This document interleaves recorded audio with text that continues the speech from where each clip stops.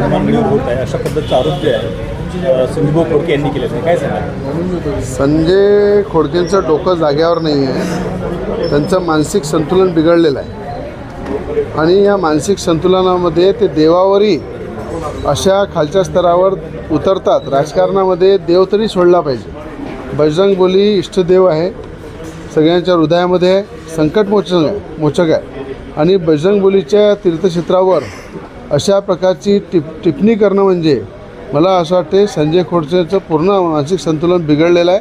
त्यांना मेंटल हॉस्पिटलमध्ये त्या ठिकाणी ट्रीटमेंट घेण्याची गरज आहे. आज अशा प्रकारे अमरावती जिल्ह्यामध्ये या विदर्भामध्ये बजरंगबलींची 111 फूट उंच मूर्ती ज्या ठिकाणी स्थापित होत आहे, ज्या ठिकाणी संपूर्ण अमरावतीकर हनुमानगडीच्या नावाने त्या ठिकाणी श्रद्धेने पाहतात, त्या श्रद्धास्थानावर टीका करणं हे याचं त्यांना खऱ्या अर्थानं भोगावं लागेल.